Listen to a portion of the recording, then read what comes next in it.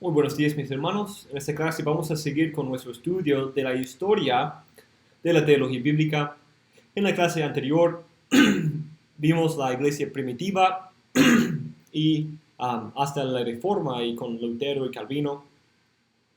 Pero en esta clase vamos a regresar a la iglesia primitiva y ver un documento muy interesante, muy descuidado, pero al leerlo llegó a ser uno de mis libros favoritos de la iglesia primitiva, que se llama Las Odas de Salomón.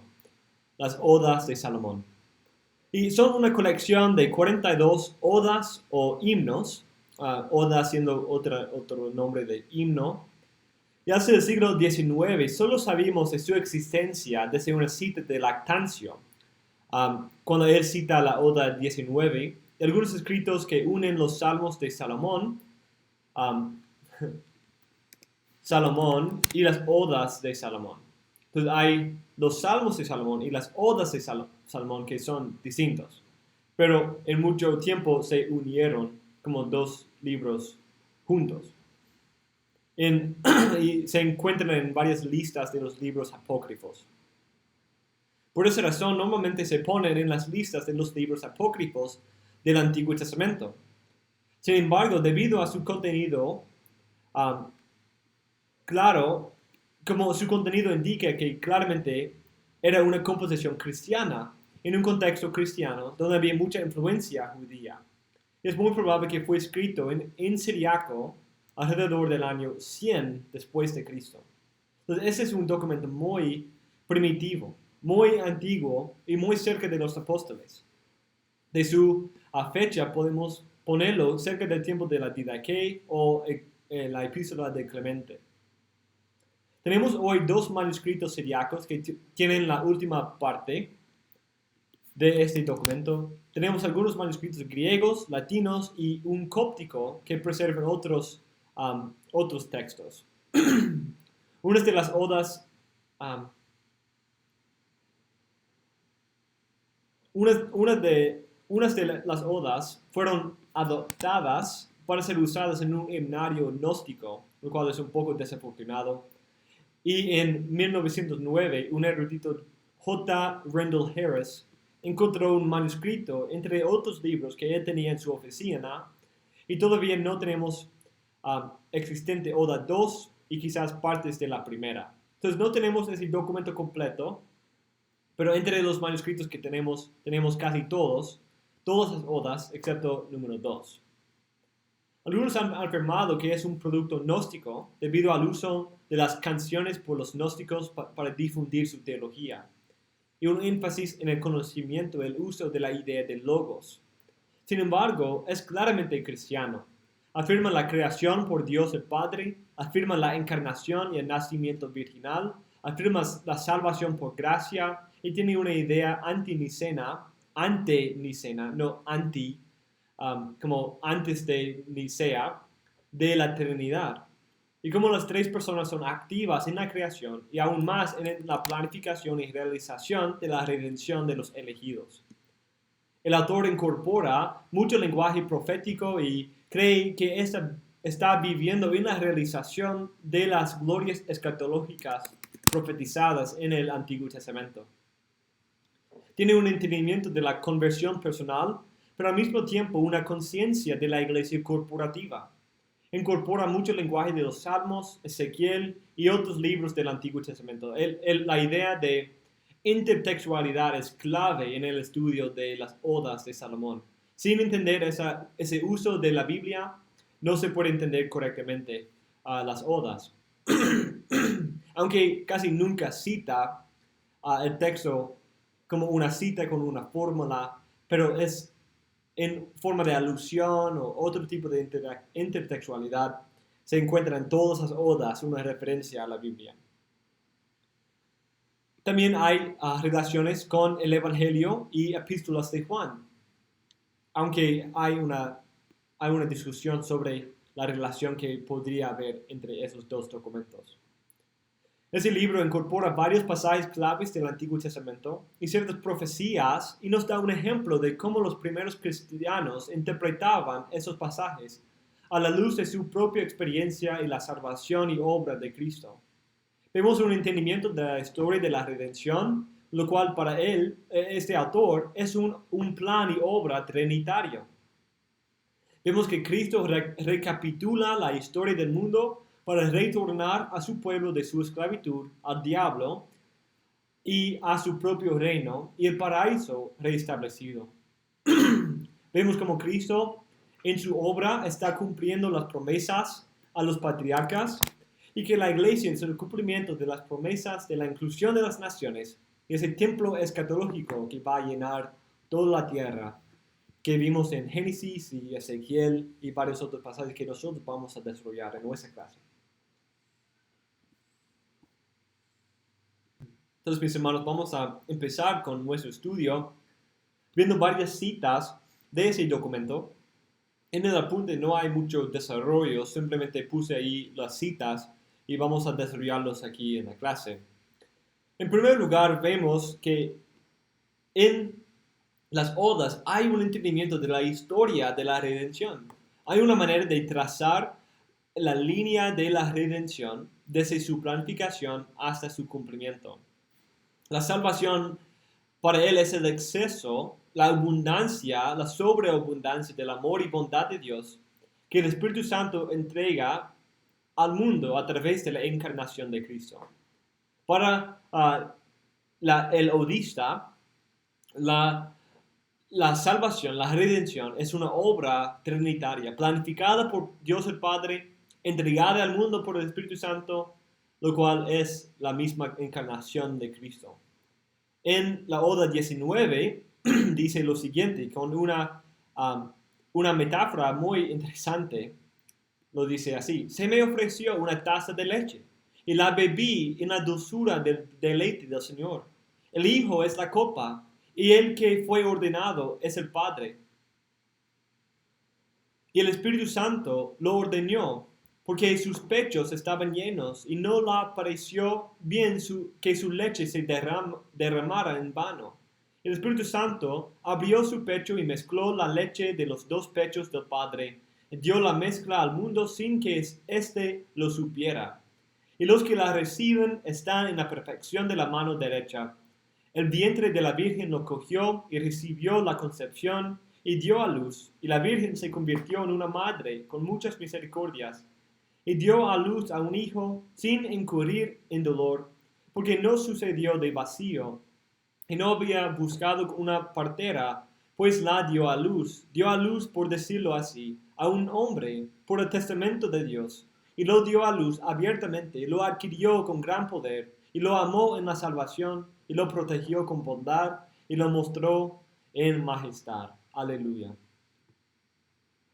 En esa oda usa la metáfora de una madre y describe al Padre como una madre y en una metáfora un poco extraña, el plan de la salvación y la redención se describe como los dos pechos de esa madre y la leche es como esa gracia y amor de la cual estaban llenos los pechos de esa madre. Y es Cristo quien entrega esa gracia al mundo, es el vaso de esa leche. Y es el Espíritu Santo quien lo entrega al mundo a través de la Virgen María. Entonces hay la madre que es el Padre, quien da inicio a ese plan de redención, pero lo entrega al mundo a través de la Virgen María, a través de la obra del Espíritu Santo en el nacimiento virginal. Entonces, esa idea es muy interesante, un poco extraña pensar de eso. No es quizás la mejor ilustración, aunque sí hay textos en que, por ejemplo, Dios mismo se compara con una madre quien da leche a sus hijos en Isaías. Entonces, la Biblia misma usa esa analogía, lo cual le da un poco más de peso, aunque todavía es bien interesante. Pero la realidad aquí es que el odista entiende el plan de redención como una obra trinitaria con una obra que incluye todos los miembros de la Trinidad y como encontrando su máxima expresión en Cristo, en la encarnación de Cristo. Principios que son muy importantes para la teología bíblica. Oda 23 compara la historia de la redención a una letra que crece en un volumen completo que solo Cristo puede abrir. Usa otra metáfora que es bien importante, bien interesante. Cristo es central en este plan y todo es para el beneficio de los elegidos. Como dice, la alegría es de los santos. ¿Y quién se la va a poner, sino solo ellos? La gracia es de los elegidos. ¿Y quién la recibirá excepto los que confían en ella desde el principio? El amor es de los elegidos. ¿Y quién se lo pondrá excepto aquellos que lo han poseído desde el principio? Caminad en el conocimiento del Altísimo, sin rencor, y a su regocijo y a la perfección de su conocimiento. Y su pensamiento fue como una carta. Su voluntad descendió de lo alto y fue enviada como una flecha que se dispara violentamente desde el arco. Y muchas manos se apresuraron a la carta para apoderarse de ella y tomarla y leerla. Y se les escapó de los dedos y se asustaron de ella y del sello que estaba sobre ella, porque no se les permitía perder su sello, porque el poder que tenía sobre el sello era mayor que el de ellos. Pero los que la vieron fueron tras la carta para saber dónde se posaría y quiénes la leerían y quiénes la escucharían. Pero una rueda la recibió y se le vino encima y llevaba consigo una señal de dominio y gobierno. Y todo lo que sacudía la rueda se movía y se cortaba. Y la multitud de fuerzas opuestas que abrumaba y detenía los ríos y los cruzaba y desarraigaba muchos matorrales y abría un camino. La cabeza bajó a los pies, porque hasta los pies corrió la rueda, y lo que venía sobre ella. La carta era de mando, pues en ella estaban incluidos todos los distritos. Y se veía en su cabeza, la cabeza que se revelaba, incluso el Hijo de la verdad del Padre Altísimo. Y heredó, tomó posesión de todo. Y el pensamiento de los hechos de los muchos se desvaneció, y todos los apóstatas se apresuraron y huyeron. Y aquellos que enteramente por el dedo, y el pensamiento de los muchos se desvaneció, y todos los apóstatas se apresuraron y huyeron. Y aquellos que persiguieron y se enfurecieron se extinguieron. Y la carta era una gran tabla que fue escrita enteramente por el dedo de Dios. Y el nombre del Padre estaba en ella, y del Hijo, y del Espíritu Santo, para gobernar por los siglos de los siglos. Aleluya. Entonces, en esa oda, la oda 23, describe el plan, la historia de la redención, como una carta, como un tomo que se va desarrollando y creciendo, y todas las generaciones de los creyentes quieren abrir este tomo y leerlo. Yo creo que esa es una referencia, como los profetas del Antiguo Testamento buscaban inquirir y indagar en esa revelación. Ellos querían ver el cumplimiento de esa carta, el contenido de esa carta. Pero sigue y los que luchaban contra esa carta son destruidos. Pero los que creían y los que recibían la gracia y los que son los elegidos esperan, y ellos esperan la venida de Cristo para abrir la carta, el Hijo de la verdad del Padre Altísimo, para poder tomar posesión y abrir el libro, abrir el tomo, en una manera parecida como en Apocalipsis 5 y 6.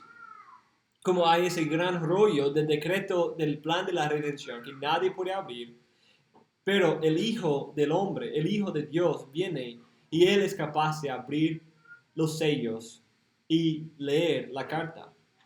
Y note aquí también esa idea trinitaria de esa salvación. En este rollo, ¿quién ¿de quiénes son los nombres puestos en ese rollo? 3 nombres, del Padre, del Hijo y del Espíritu Santo. Los que escribieron o pusieron su firma en ese libro de haber planificado toda esa historia de la redención, que se va creciendo por toda la revelación, con muchos buscando abrirlo e entenderlo, pero teniendo su apertura y su revelación máxima en Cristo. Los que lo planificó y lo escribió son el Padre, Hijo y Espíritu Santo. El Padre, Hijo y Espíritu Santo. Y esa realidad es exactamente lo que nosotros hemos dicho, que la salvación es planificada por el Padre, Hijo y Espíritu Santo, revelada por el Padre, Hijo y Espíritu Santo, y tiene su culminación en la vida de Cristo. Eso es muy importante, interesante ver cómo esos padres de la iglesia, en una manera muy primitiva, en un tiempo muy primitivo, en Antioquía, alrededor de Antioquía, al final del primer siglo, están viendo esas realidades, están entendiendo eso. Otro aspecto de la teología bíblica que encontramos en esas odas son la recapitulación y el retorno al jardín. Ese es un concepto que se encuentra en otros padres de la iglesia, como Ireneo, quien ve a Cristo como el gran recapitulación del jardín de Edén. Lo que Adán, el primer Adán, no pudo hacer, el segundo Adán hace. Entonces el odista presenta la obra de Cristo, presenta la salvación como un regreso al jardín, a un regreso al jardín de Edén, al paraíso. Lo cual nosotros vamos a ver es exactamente lo que Apocalipsis 22 hace. Apocalipsis 22 presenta la nueva tierra y el nuevo cielo como un regreso al jardín de Edén. En términos del jardín de Edén, de un jardín de Edén glorificado. Y es así que el odista también entiende la salvación. En la Oda 11 dice lo siguiente: mi corazón fue circuncidado y apareció su flor, y la gracia brotó en él, y dio fruto para el Señor. Porque el Altísimo me circuncidó por su Espíritu Santo, y reveló mis riendas hacia él, y me llenó de su amor, y su circuncisión de mí se convirtió en mi salvación. Y corrí en su camino, en su paz, en el camino de la verdad. Desde el principio y hasta el fin adquirí su conocimiento, y fui establecido sobre la roca de la verdad, donde él me había establecido. Entonces, noten eso, eso es algo aún más interesante, esa idea de una circuncisión espiritual, algo que vemos en Pablo, pero también él lo está viendo aquí, que el nuevo pacto trae una circuncisión del corazón, como de Deuteronomio 30. Y las aguas que hablaban tocaron mis labios de la fuente del Señor abundantemente, y bebí y me embriagué con el agua viva que no muere, y mi embriaguez no fue sin conocimiento, sino que dejé la vanidad y me volví al Altísimo mi Dios, y me enriqueció con su generosidad, y dejé la locura que se arroja sobre la tierra, y la despojé y la arrojé de mí. Y el Señor me renovó en sus vestiduras, y me poseyó por su luz. Y desde lo alto me dio descanso en la incorrupción, y llegó a ser como la tierra que florece y se regocija en sus frutos. Y el Señor fue como el sol que brilla sobre la faz de la tierra. Iluminó mis ojos, y mi rostro recibió el rocío. Y mis narices gozaron del agradable olor del Señor. Y me llevó a su paraíso, donde está la abundancia de la complacencia del Señor. Y adoré al Señor a causa de su gloria. Y dije, benditos sean, oh Señor, los que están plantadas en tu tierra, y los que tienen un lugar en tu paraíso, y crecen según el crecimiento de tus árboles, y han cambiado de las tinieblas a la luz. He aquí, todos tus siervos son justos, que hacen buenas obras, y se apartan de la maldad hacia la gracia que es tuya, y han apartado de ellos la amargura de los árboles cuando fueron plantados en tu tierra. y todo se ha convertido en una reliquia de ti mismo y en un memorial para siempre de tus fieles obras. Porque en tu paraíso hay mucho espacio y nada es inútil en él, pero todo está lleno de frutos. Gloria a ti, oh Dios, la delicia del paraíso para siempre. Aleluya. Hay aquí mucho lenguaje que se encuentra en muchas partes de la Biblia. Esa idea del paraíso, los árboles, la prosperidad, en términos de fruto, es algo que aparece desde el jardín de Edén.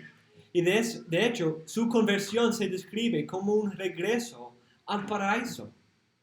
Benditos sean, oh Señor, los que están plantados en tu tierra y los que tienen un lugar en tu paraíso.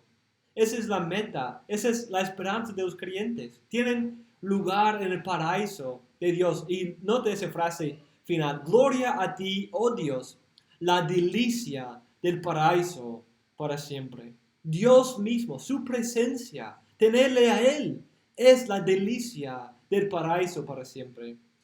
Dios es la gloria del paraíso.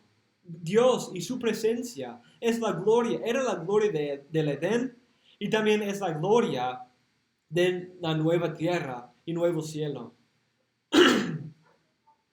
Esa realidad es muy gloriosa. Como Salmo 16 habla de esos placeres que están en su presencia por la eternidad. Oda 15 también habla como el cristiano vence la muerte, encuentra vida eterna y comunión con Dios eternamente por su gracia. Como el sol es el gozo de los que buscan su amanecer, así es mi gozo el Señor, porque Él es mi sol y sus rayos me han hecho subir, y su luz ha disipado toda la oscuridad de mi rostro. En Él he adquirido ojos y he visto su día sagrado. Las lágrimas se han hecho mías y he oído su verdad. El pensamiento del conocimiento ha sido mío y me ha deleitado a través de él. El camino del error he dejado y he caminado hacia él, y he recibido la salvación de él, sin rencor. Y según su generosidad me ha dado, y según su excelente belleza me ha hecho. Me ha revestido de incorrupción por su nombre, y me he despojado de la corrupción por su gracia. La muerte ha sido destruida delante de mi rostro, y el sepulcro ha sido abolido por mi palabra, y ha subido la vida sin muerte en la tierra del Señor. Y se ha dado a conocer a todos sus fieles, y se ha dado sin escatimar a todos los que confían en él. Aleluya. Como dije, el odista ve la obra de la salvación como una recapitulación de la historia. Cuando Cristo salva al pueblo de la muerte, es deshacer lo que Adán falló en hacer. La muerte que viene a través de Adán es vencida y destruida por la obra de Cristo. La obra de la gracia de Dios es salvar a su pueblo de la muerte que viene a través de Adán. Estamos recapitulando la historia y viendo su fin en la gracia. En Oda 20, 7 a 10 dice lo siguiente: pero ponte la gracia del Señor sin escatimar y ven a su paraíso y hazte una guirnalda de su árbol y póntela en la cabeza y alégrate y reclínate en su reposo, y la gloria irá delante de ti, y recibirás de su bondad y de su gracia, estarás floreciendo en verdad en la alabanza de su santidad. Alabado y honrado sea su nombre. Aleluya. Note cómo este texto presenta la salvación como un regreso al paraíso en términos de esa prosperidad con lenguaje de flores, de jardín, una referencia al jardín de Edén, y un llamado a reposo, ese reposo de Dios, ese reposo como el día de reposo. Aquí se encuentra en esa salvación, en ese nuevo paraíso del Señor, de su gracia, en que la gracia se enflorece y la salvación es su fruto. En 21 habla de cómo la conversión incluye un deshacer de la maldición de la caída, en que destruye las enfermedades y causa armonía y santidad en la vida de los creyentes.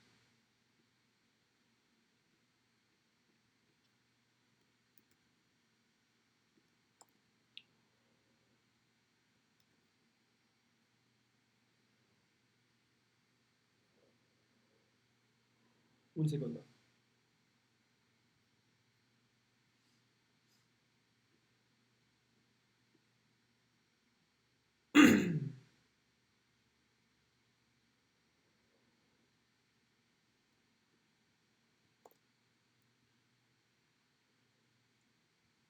Sí, en 21 dice, levanté mis brazos en alto a la gracia del Señor porque me había despojado de mis ataduras y mi ayudante me había elevado a su gracia y su salvación. Y despojé las tinieblas y me vestí de luz. Y mi alma adquirió un cuerpo libre de penas, o aflicciones o dolores. Y cada vez más útil para mí fue el pensamiento del Señor y su compañerismo en la incorrupción. Y fui elevado en su luz y serví delante de él. Y me acerqué a él, alabándolo y confesándolo. Mi corazón se desbordó y se encontró en mi boca. Y se levantó sobre mis labios el regocijo del Señor y mantó en mi rostro. Y su alabanza también. Aleluya. Note cómo la salvación se presenta como una vida, su alma se trajo un nuevo cuerpo libre de penas, aflicciones o dolores. El compañerismo en la incorrupción. La vida nueva es como un regreso a esa vida antes de la caída, de las maldiciones que trajo la caída, de dolor, aflicción, pena, corrupción, muerte. Todo eso es deshecho en la salvación. Capítulo 30 usa el lenguaje de un manantial que fluye de la boca de Dios, que es la salvación de su pueblo.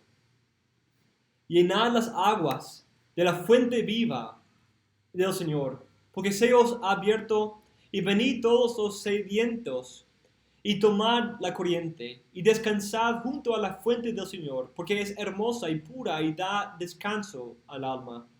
Sus aguas son mucho más agradables que la miel, y el panal de las abejas no se puede comparar con ella, porque de los labios del Señor mana, y del corazón del Señor es su nombre.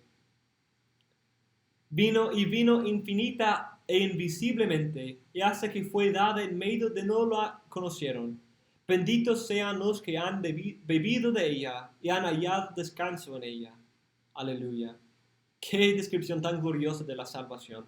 Una manantial, un fuente viva que fluía por mucho tiempo, aunque invisiblemente, o en una manera oscura, escondida. Pero de allí llegó en medio de todos los pueblos, en una manera abierta, pública, en Cristo, en la encarnación de Cristo.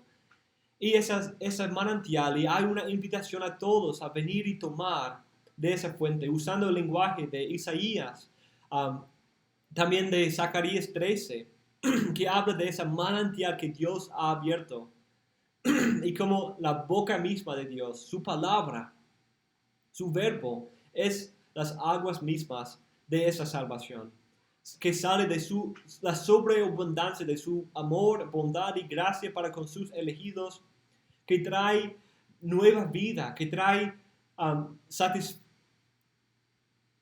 satisfacción a todos los que beben de ella.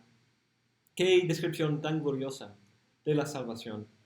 En Oda 38, 18 a 22, dice lo siguiente, 15 a 22. Y fui hecho sabio para no caer en las manos del engañador. Y me felicité a mí mismo porque la verdad me acompañó. Y fui establecido y viví y fui redimido. Y mis cimientos fueron puestos en la mano del Señor, porque Él me estableció. Porque Él puso la raíz y la regó y la fijó y la bendijo, y sus frutos son para siempre.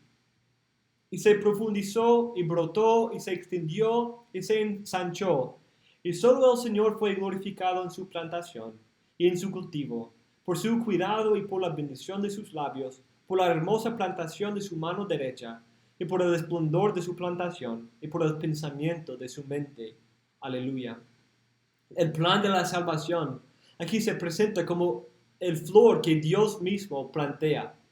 Dios planta esa semilla que se va produciendo fruto echa sus raíces muy profundamente, se brota, se extiende, se ensancha, se llena y llena toda la tierra. Y es la plantación hermosa de su mano derecha. La salvación es esa planta que Dios mismo pone y establece. Y todo viene de Él, fluye de Él, y Él lo cuida, lo da fruto, lo hace prosperar y producirse, multiplicarse, en términos muy parecidos a su plan inicial en el huerto. Usando una metáfora común como una viña a veces se usa en el Antiguo y Nuevo Testamento, hablando de su pueblo como su plantación, como su planta, su viña que Él plantó, y va creciendo, produciendo fruto, expandiéndose y multiplicándose hasta llenar toda la tierra. El mismo lenguaje que se usaba del jardín de Edén.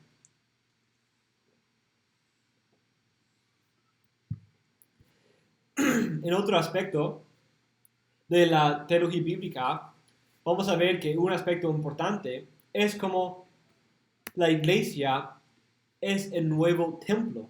Desde el jardín de Edén había esa meta de tener ese lugar de la presencia de Dios, ese lugar especial donde Dios habitaba con su pueblo, ese lugar de la presencia de Dios, el nuevo templo, pero no se encontraba en el mundo. Pero Cristo se presenta a sí mismo como el nuevo templo y su iglesia se presenta como el nuevo templo. Note como la Oda 6 interpreta las profecías de Ezequiel 40-48 usando el mismo lenguaje como referente a la iglesia y su expansión hasta llenar toda la tierra. Como la mano se mueve sobre el arpa y las cuerdas hablan, así hablan mis miembros el Espíritu del Señor, y yo hablo por su amor, porque destruye lo ajeno y todo es del Señor, porque así fue desde el principio y será hasta el fin, para que nada sea su adversario y nada se le oponga. El Señor ha multiplicado el conocimiento de sí mismo y está celoso de que se conozcan esas cosas que por su gracia nos han sido dadas. Y la alabanza de su nombre nos la ha dado. Nuestros espíritus alaban a su Espíritu Santo. Y porque salió un arroyo y se convirtió en un río grande y ancho, porque inundó y desbarató todo, y trajo el templo. Y los que lo reprimieron los hijos de los hombres no pudieron reprimirlo, ni las artes de los que se ocupan de reprimir las aguas, porque se extendió sobre la faz de toda la tierra, y lo llenó todo, y todos los sedientos de la tierra fueron dados a beber de él. Y la sed fue aliviada y saciada, porque el Altísimo se dio la corriente de agua. Bienaventurados pues los ministros de esa corriente de agua, a quienes se les ha confiado esa agua suya. Han calmado los labios secos y han levantado la voluntad que se había desmayado. Y las almas que estaban a punto de partir se han recuperado de la muerte. Y los miembros que habían caído se han enderezado y levantado. Daron fuerza para su venida y luz a sus ojos, porque todos los conocían en el Señor y vivieron por el agua de la vida para siempre. Aleluya. Qué glorioso esa descripción de la salvación que viene a través de los ministros del Evangelio, que es ese manantial que fluye de Dios mismo. Se presenta como Ezequiel 40-48 describe ese nuevo templo con un arroyo que se va desarrollando en un río que va llenando toda la tierra de Israel, llena ese río y trae la gloria, trae multiplicación, trae fruto, trae satisfacción a los sedientos y causa producción en toda la tierra. Y termina diciendo, bienaventurados los ministros de esa corriente de agua, los que tienen el beneficio de ofrecer esa agua. Esos son nosotros, que tenemos el beneficio de ofrecer esas aguas vivas a los sedientos, a los muertos, a los desmayados, los que están desfalleciendo de sed. Tenemos el privilegio de ofrecerles esta agua viva, que es se encuentra en la salvación de Dios ofrecida a través de la iglesia. En 26:13 también alude a esta profecía y encuentra su cumplimiento en la salvación por Cristo. ¿Quién es capaz de interpretar las maravillas del Señor? Porque ¿quién pudiera interpretar se disolvería y se convertiría en lo que se interpreta? Basta con saber y descansar, pues en el reposo los cantores se ponen de pie, como un río que tiene una fuente abundante y fluye en ayuda de los que lo buscan. Aleluya. Esa idea de ese río que fluye en abundancia y fluye en ayuda. Y eso se interpreta como las maravillas del Señor. En 21:5 habla de los cristianos como nuevos sacerdotes que ofrecen sacrificios espirituales en ese nuevo templo. Soy un sacerdote del Señor y a Él le hago servicio sacerdotal. Y a Él le ofrezco el sacrificio de su pensamiento, porque su pensamiento no es como el del mundo, ni el de la carne, ni como el de los que sirven carnalmente. El sacrificio del Señor es justicia y pureza de corazón y labios. Presenta tus riendas ante Él sin culpa y no dejes que tu corazón haga violencia al corazón de otro, ni tu alma al alma de otro. Entonces Él presenta a sí mismo como como un sacerdote ofreciendo sacrificios espirituales, como 1 de Pedro presenta, como varios textos del Nuevo Testamento presentan a los creyentes como sacerdotes en ese nuevo templo.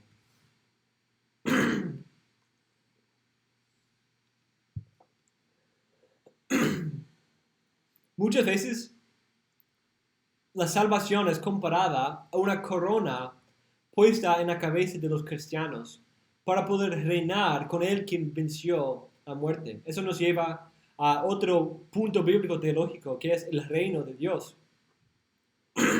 El odista muchas veces interpreta la iglesia, la salvación, como el establecimiento de un reino.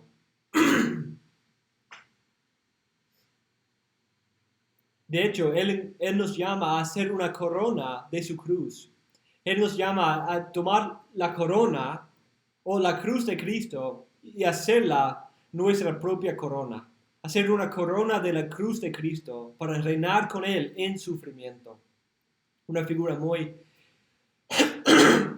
interesante.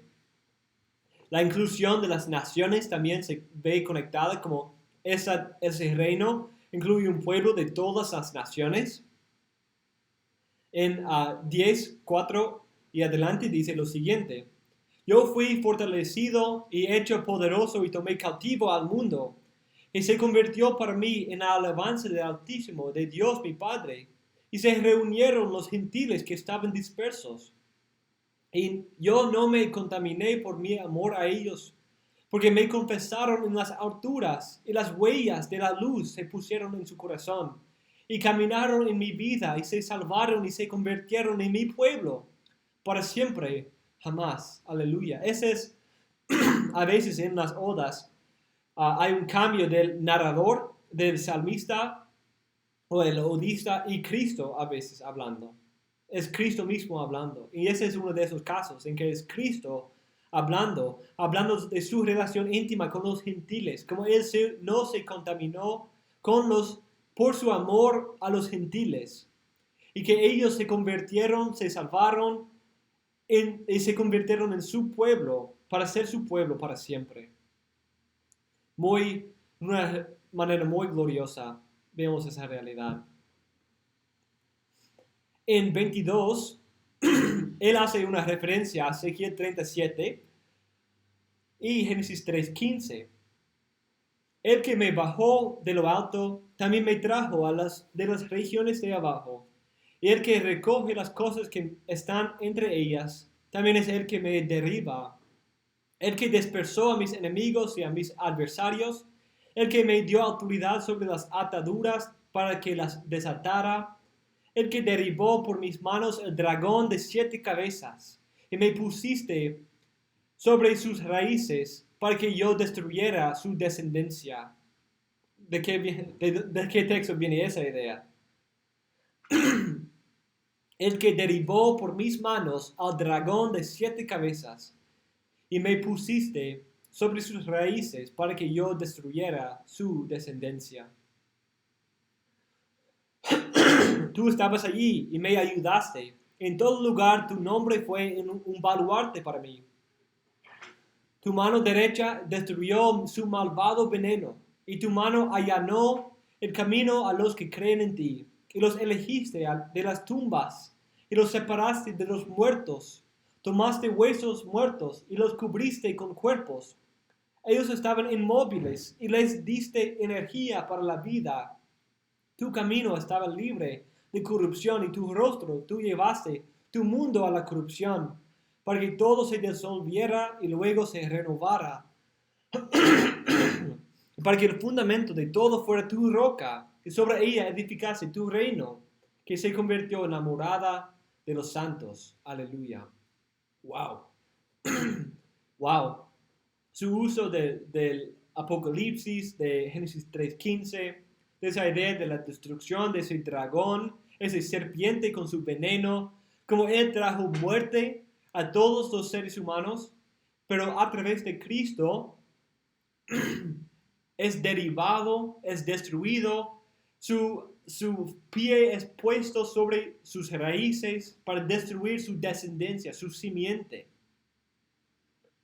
Los huesos, y eso a través de la muerte que viene a través de él, la destrucción de la tierra que viene a través del dragón, es recapitulado y deshecho en la obra del Redentor, quien destruye ese dragón, establece el reino, pone el fundamento de la roca edificada por Dios, y a través de la destrucción del dragón, Dios puede causar una resurrección de los muertos, usando la destrucción de ese gran enemigo que trajo la muerte, como Hebreos habla de, como a través de ese enemigo, todos somos esclavos al temor a la muerte. En Hebreos 2. Aquí también tenemos esa idea. El dragón destruye la tierra, destruye los seres humanos, trae muerte, pero Cristo destruye el dragón, trae nueva resurrección y así plantea firmemente el fundamento de la roca que es el reino, lo cual es la morada de todos los santos. Qué glorioso esa idea. Muchos temas bíblico-teológicos aquí, de ese enemigo, la resurrección, el deshacer de la caída, la idea de un reino, la idea de una morada con Dios. Todos esos temas se unen aquí en ese texto. Oda 23 también habla del reino y la conquista de Cristo de una manera muy gloriosa. La alegría es de los santos. ¿Y quién se la va a poner, sino solo ellos? La gracia es de los elegidos. ¿Y quién la recibirá excepto los que confían en ella desde el principio? El amor es de los elegidos. ¿Y quién se lo pondrá excepto aquellos que lo han poseído desde el principio? Caminar en el conocimiento del Altísimo, sin rencor, a su regocijo y a la perfección de su conocimiento. Y su pensamiento fue como una carta. Y ya hemos leído ese texto, pero cómo llega a un dominio, a una tabla completa, un dominio y gobierno de Cristo. 28, 9 a 20 describe a Cristo como el quien sufre en Salmo 22 y el quien vence a todos sus perseguidores. Los que me vieron se maravillaron de mí, porque fui perseguido y creyeron que me habían tragado, pues les parecía que era uno de los perdidos. Y mi opresión era para mi salvación, para salvación. Y yo era su reprobación, porque no había celo en mí, porque hacía el bien a todos los hombres que me odiaban, y me rodeaban como perros rabiosos, que atacan ignorantemente a sus amos, porque su pensamiento es corrupto y su entendimiento pervertido. Pero yo llevaba las aguas en mi mano derecha, y su amargura la soporté con mi dulzura. Y no perecí porque no era su hermano, ni era mi nacimiento como el de ellos. Y buscaron mi muerte y no la encontraron, porque era más viejo de lo que su recuerdo alcanzaba. Y en vano echaron suertes sobre mí. En vano los que estaban detrás de mí buscaron anular el recuerdo de aquel que estaba delante de ellos, porque nada es anterior al pensamiento del Altísimo, y su corazón es superior a toda sabiduría. En ese texto presenta la muerte de Cristo, el sufrimiento, la persecución de Cristo, como ese intento de los hombres malvados a deshacer la sabiduría de Dios, de usurpar la sabiduría de Dios, de usurpar el anciano de días que no existía antes de ellos. Pero vemos como cuando ellos están ganándole, es Él ganando a ellos, es Él cumpliendo su plan, es Él glorificándose, recibiendo vida, salvando a su pueblo. En Oda 29, también es clave y usa mucho lenguaje de los salmos para hablar de cómo Cristo vence a todos los enemigos de su pueblo y les hace reinar junto con Él. El Señor es mi esperanza, en Él no seré confundido, porque conforme a su alabanza me hizo,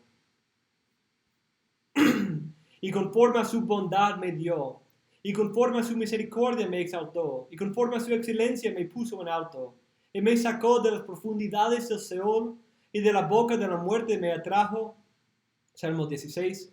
Y ha batido a mis enemigos y me ha justificado por su gracia, porque creí en el Cristo del Señor. Y me pareció que Él es el Señor, y me mostró su señal, y me guió por su luz, y me dio la vara de su poder, para que se motiera la imaginación de los pueblos, el poder de los hombres, de poder para abatirlos. Salmo 2. Para hacer la guerra por su palabra, y para tomar la victoria por su poder. El Señor derribó a mi enemigo por su palabra, y se convirtió en como el rastrojo que se lleva el viento, y yo di alabanza al Altísimo, porque exaltó a su siervo y al hijo de su sierva. A través de esta obra de Cristo, Él, el Mesías de Cristo, Él salva a su pueblo de la muerte, salva a su pueblo de los enemigos y establece un reino en que su pueblo reina con Cristo sobre todos sus enemigos. Y hay varios otros textos que podemos notar aquí. Desafortunadamente no tenemos tiempo para verlos todos, pero vemos la realidad de que, como dijimos en la clase anterior, aunque no vemos una disciplina distinta de teología bíblica, desde el mismo principio de la iglesia primitiva, desde el Antiguo Testamento, hay interpretaciones bíblico-teológicas. Hay una manera de tratar de unir la historia de la redención, ver esos temas centrales del templo, del reino, del vencimiento del enemigo, la redención, la gracia. Todas esas ideas se unen en esas odas para mostrar la gloria de Dios, la gloria de Cristo. Alabar a Dios muestra la realidad práctica de la teología bíblica, como eso debe llevarnos a adorar, a glorificar a Dios, a regocijarnos en la salvación tan gloriosa que hemos recibido. Entonces, las odas son un buen ejemplo de un libro de la iglesia primitiva que buscaba entender toda la Biblia en una unidad cristológica, una unidad temática, una unidad en esa historia de la redención, iniciando en ese plan de la redención entre los tres miembros de la Trinidad y teniendo su culminación en la encarnación, vida y muerte de Cristo. Gracias, mis hermanos, por su atención.